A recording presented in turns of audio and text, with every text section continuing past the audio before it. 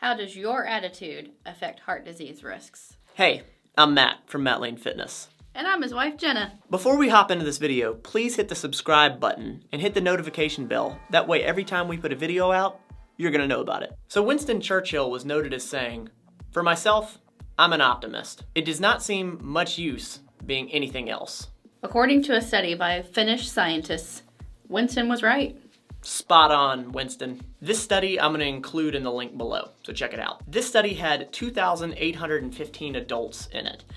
They were asked a series of questions, and based on their answers, they were classified as optimists or pessimists. So this study followed the participants for 11 years. They found that 121 of those participants died from cardiac heart disease. This meant that the pessimistic group was 2.2 times more likely to die of cardiac heart disease than the optimists were. So what does that mean for you? How can we relate this in our lives on an everyday basis? Good question. So based on our own real life experiences, we've broken it down into 3 action points to help change your mindset from more of a pessimistic outlook to more of an optimistic outlook. Step 1, ask yourself this question and be honest with yourself. Are you pessimistic or are you optimistic? I can tell you, I grew up in a family that was pessimistic. I remember thinking that having friends was more of a detriment than a benefit, and it took a lot of retraining. I can honestly say I was able to get a grip because I saw pessimism very often. And I think that a certain level of self-awareness is essential to figuring out where you are on that spectrum of pessimism to optimism. Yeah. Because I think a lot of people feel like they're very optimistic, but when you step back and look at a more global view, and sometimes getting someone else's perspective can help give you some self-awareness of how do your conversations lean toward. Is it more complaining or negative, or is it more taking a situation and looking for the positive? One way that helps cut you off from talking about the negative is to, if you find yourself talking about the negative or complaining about something, is to stop talking about yourself and ask the person that you're talking to about themselves. Yeah.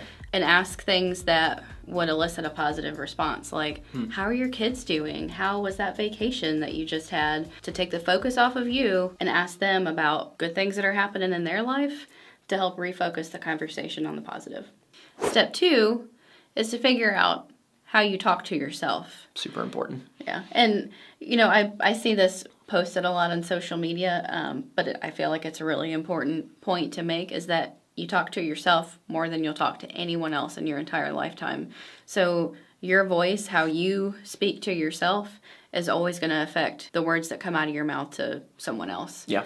So changing your mindset of looking for the positive or saying something positive to yourself is going to help change how you voice your opinions and your thoughts and your feelings to other people. Yeah, without a doubt. I definitely think it has that ripple effect, and it affects everyone around you. We all know that person that is pessimistic. You can very easily point them out in a crowd. Yeah, and I think a point that you've made in some of your other videos that we've had conversations about is you can say the same thing with different words. Yeah. And it's speaking to the positive versus speaking to the negative. Yeah. Like, for example, if you're saying, I'm not going to stop versus I'm going to keep going. Yeah.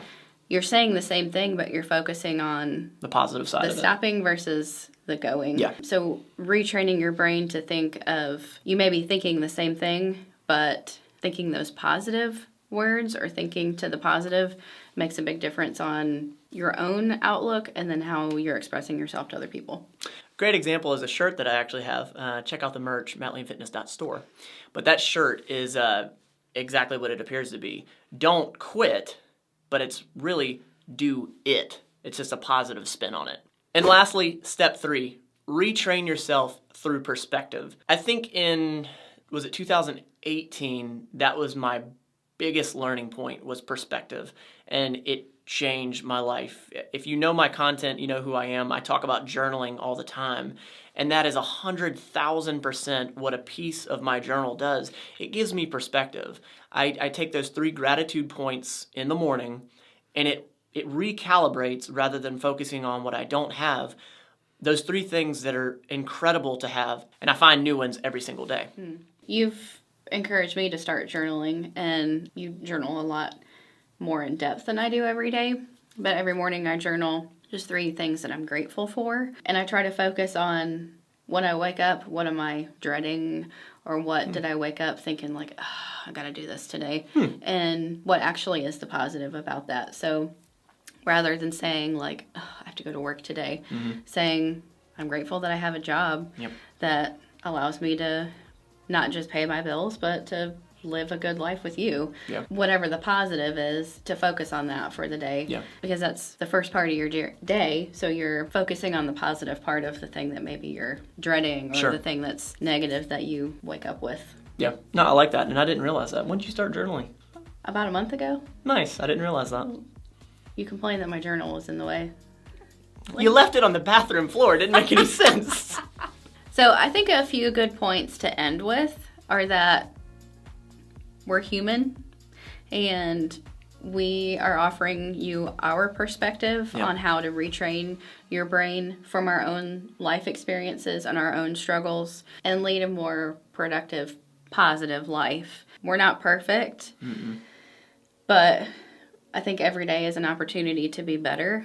And I was just waiting for it. I think realizing your own humanity, that you're going to stumble, you're going to fail, and our minds are all kind of wired, especially in our society, to look to the negative. So it takes a conscious effort every day, every hour, every minute to be conscious of your perspective and how you're speaking to yourself and how you're speaking to others. To retrain your brain to then rewire your life to look more in the positive rather than looking to the negative. It's a really good way to put that. I've been doing some reading, of course, to prepare for this video, and I think one point that many people made was that focusing on the negative perpetuates the negative, because that's what you're focusing on. Focusing on the positive, same thing, perpetuates the positive.